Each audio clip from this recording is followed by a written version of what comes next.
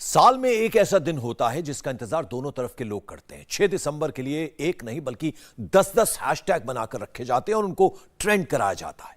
इस दिन सबसे ज्यादा ओवैसी एक्टिव होते हैं। नए पुराने भड़काऊ भाषणों को काट काट कर उसकी क्लिप खुद ही वायरल कराते हैं।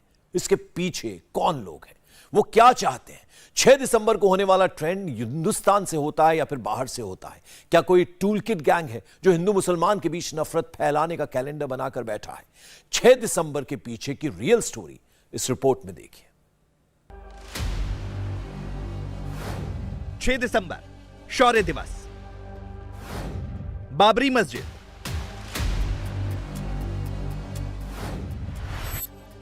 No regret, no sorrow, no repentance, no grief, जय श्री राम, काशी मथुरा। 6 दिसंबर की तारीख आते ही सोशल मीडिया पर ये सारे हैशटैग ट्रेंड कर रहे हैं। नंबर 1 पर शौर्य दिवस, नंबर 4 और 10 पर बाबरी मस्जिद,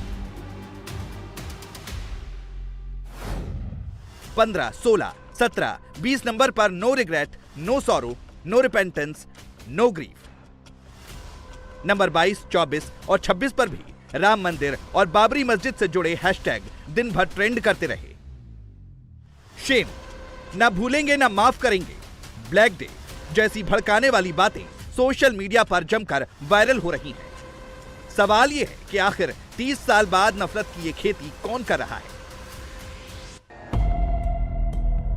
कोर्ट ने अपना फैसला सुना दिया है। राम मंदिर का निर्माण अयोध्या में हो रहा है। तो कौन है जो इस मुद्दे को जिंदा रखने की कोशिश कर रहा है? कौन है जो हिंदू मुस्लिमों को लड़ाने की कोशिश कर रहा है? दरअसल इस मुद्दे से जुड़ी है सियासत, वोटों वाली सियासत जो फिजा में नफरत का जहर घोलने की कोशिश कर रही है। असदुद्दीन ओवैसी का यह ट्वीट देखिए। 6 दिसंबर भारत के प्रजातंत्र में हमेशा काले दिन के तौर पर दर्ज रहेगा। बाबरी मस्जिद को ढाना ना इंसाफी का प्रतीक है। जो इसके जिम्मेदार हैं उन्हें कभी सजा नहीं होगी। हम इसे भूलेंगे नहीं और यह भी तय करेंगे कि आने वाली पीढ़ियां भी इसे ना भूलें। ये आपका घर है, आपको मैं जाके आपका घर तोड़ दिया और तोड़ने के बाद हम जाते एक जज साहब के पास, मैंने समझाने के लिए बोल रहा हूं।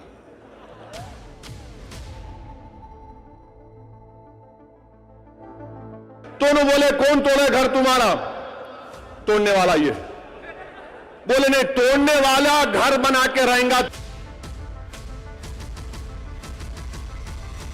मेरा घर तोड़े, तोड़े मेरा घर और तोड़ने वाले को मेरा घर दे रहे आप। वाह, what a wonderful thing to do.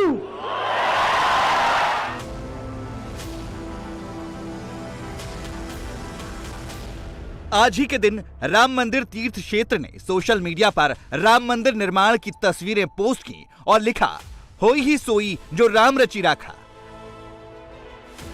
आज ही ओवैसी की पार्टी ने अपने YouTube चैनल पर ओवैसी का पुराना भाषण डाला और तोड़ने वाले को मेरा घर दे रहे आप। वाह, ये वो भाषण है जिसमें ओवैसी सुप्रीम कोर्ट के फैसले पर ही सवाल उठा रहे हैं। ओवैसी और उनकी तरह के कई लोग कोर्ट के फैसले का विरोध करके सोशल मीडिया के जरिए इस मुद्दे को जिंदा रखने की कोशिश कर रही हैं। अब इसके पीछे की राजनीति को समझिए। ओवैसी की राजनीति का पूरा गणित मुस्लिम वोटों पर टिका है। बाबरी मस्जिद के जरिए वो मुस्लिमों की भावनाओं को उभारने की कोशिश करते हैं। तेलंगाना, बिहार जैसे राज्यों में उन्हें कामयाबी भी मिली, लेकिन यूपी, पश्चिम बंगाल जैसे राज्यों में वो खाली हाथ रहे।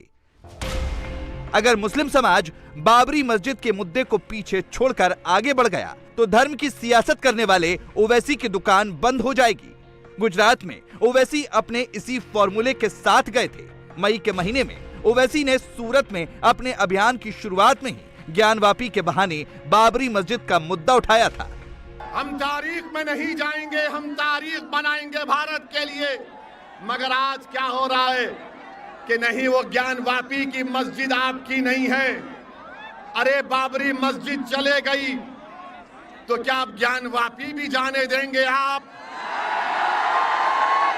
अगर हम मस्जिद की हिफाजत नहीं करेंगे तो कौन करेगा? और जब ज्ञानवापी मस्जिद का मसला उठा तो क्या कांग्रेस ने बोला?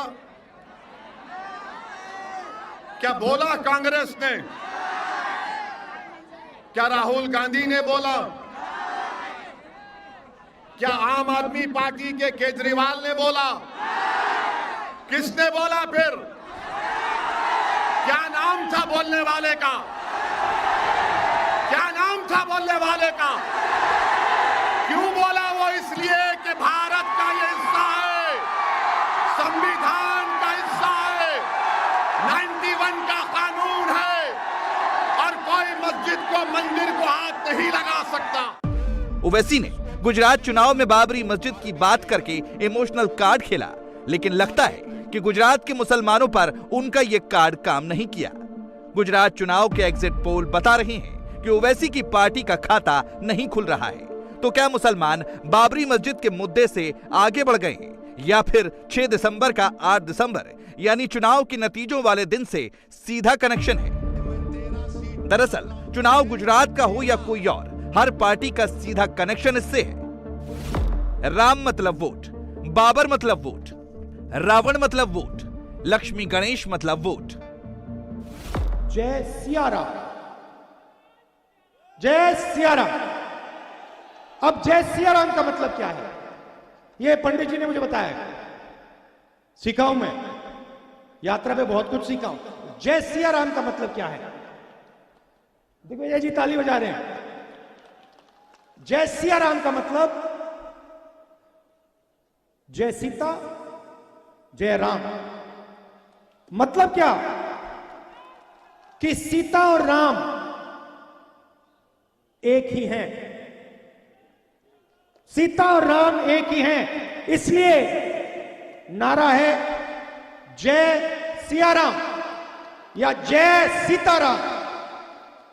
तीसरा नारा जय श्री राम, उसमें हम राम भगवान की जय करते हैं। बीजेपी के लोग जय श्री राम करते हैं मगर कभी जय श्री राम और हे राम क्यों नहीं करते? यहां मैं देख रहा हूं हर इसमें मोदी जी वही कुश्ती खेल रहे। म्युनिसिपैलिटी के इलेक्शन आते हैं, कॉर्पोरेशन के चुनाव आते हैं, मोदी को वोट दो, मोदी को वोट दो, मोदी। क्या मोदी आके यहाँ के म्युनिसिपैलिटी के काम करने वाले हैं? अरे आप तो प्रधानमंत्री हो, आपको काम दिया गया है, वो काम करो। हर वक्त अपनी ही बात करते हैं। आप किसी को मत देखो, मोदी को देखकर वोट दो। भाई तुम्हारे को तुम्हारी सूरत कितनी बार देखना, कॉर्पोरेशन में भी तुम्हारी सूरत देखना, एमएलए इलेक्शन भी तुम्हारी सूरत देखना, एमपी इलेक्शन में भी तुम्हारी सूरत देखना। हर जगह कितने भाई, क्या आपके रावण के जैसा 100 मुख है? क्या है?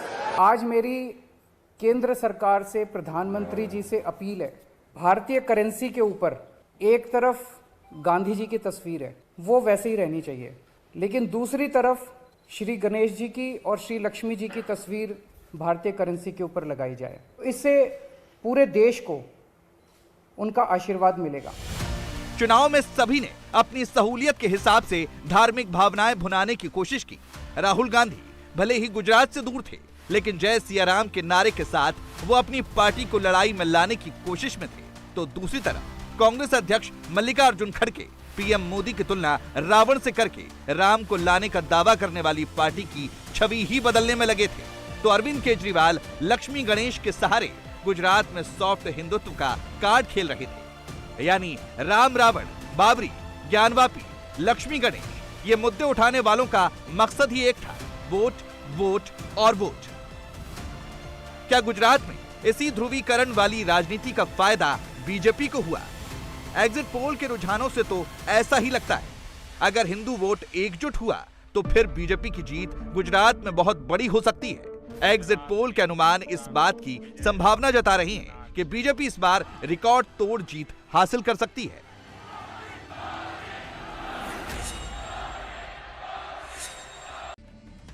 6 दिसंबर से जुड़े इतिहास को सोशल मीडिया के जरिए कुरेदने का कनेक्शन 8 दिसंबर से भी है और 2024 से भी। अयोध्या में साल के 365 दिन 24/7 मंदिर का काम चल रहा है। श्री राम की जन्मभूमि पर श्री राम का भव्य मंदिर आकार ले रहा है। रामलला यहाँ कब विराजेंगे उसकी तारीख भी तय हो गई है। 14 जनवरी 2024 जब सूर्य उत्तरायण होंगे तब सूर्यवंशी राम गर्भगृह में विराजमान होंगे। अयोध्या का भविष्य अब राम के हाथों में है, लेकिन काशी और मथुरा कोर्ट के चक्कर में फंसी है। एक पक्ष वो भी है जो 6 दिसंबर का इस्तेमाल काशी और मथुरा के विवाद को हवा देने के लिए कर रहे हैं। 6 दिसंबर के बहाने काशी और मथुरा का मुद्दा फिर गर्म किया जा रहा है। 22 को हारने वाले 24 की तैयारियों में लगे। इसी के रिएक्शन में सोशल मीडिया पर शौर्य दिवस वाला हैशटैग चलाया जा रहा है। सियासत के लिए नफरत वाला टूल किट फिट करने की कोशिश एक तरफ से नहीं, दोनों तरफ से हो रही है। गुजरात की जनता तो अपने भविष्य का फैसला कर चुकी है। अभी तो क्वार्टर फाइनल हुआ है। अगले साल 9 राज्यों में सत्ता का सेमीफाइनल होगा। फिर उसके बाद 2024 के आम चुनाव में सत्ता की इस लड़ाई का फाइनल मुकाबला होगा। तब तक नफरत के ऐसे नए नए हैशटैग आते रहेंगे। इंडिया टीवी हर वक्त हर जगह डाउनलोड करने के लिए सर्च करें India TV news Google play store या ऐप स्टोर पर।